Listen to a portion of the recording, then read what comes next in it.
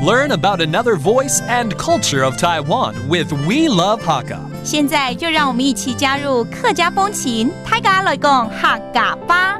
Hello everyone, it's time to talk about Hakka here on ICRT.Hello, 大家好，我是阿斌哥 Leo. Hello, 大家好，我是 Joseph Ling.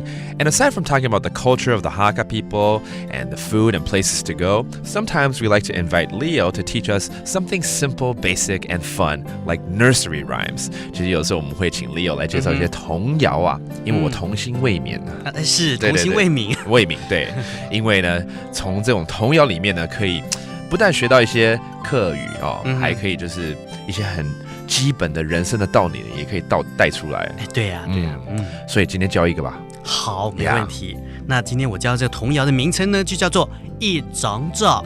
一张桌，一张桌子哦，我也是一张嘴的。不是。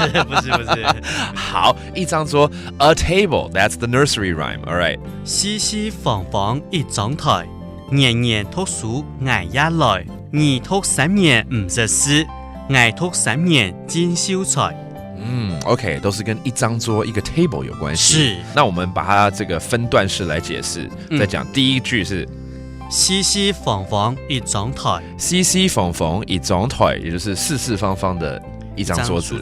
OK， 然后第二句年年讀書捱一來，年年讀書捱一來 ，OK， 就是年年讀書，那我也來讀書。OK，studying every year， all right。你讀三年唔識書，你讀三年唔識書，就是你讀了3年還不認識字。That means you study for 3 years and you still don't understand a word.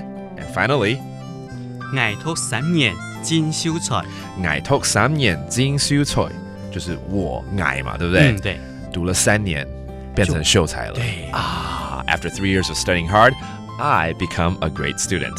所以这个是要鼓励这个学生还是要好好的用功读书努力才会有成果咯，是这样的意思咯，对不对？就是其实这同样的环境嘛，同样的一个地方，但是为什么3年之后这2个人的状况是不一样的？就是努力程度不同。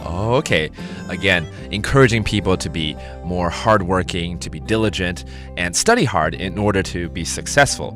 我们請 Leo 呢再念这一段童谣。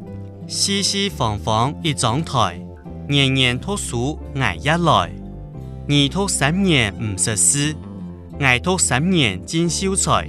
All right, that was our nursery rhyme of the day, and that does it for today's talk about Hakka. 什麼大家？俺自細張來了。客家風情由行政院客家委員會監製。We Love Hakka has been brought to you by the Executive Yuan's Council for Hakka Affairs.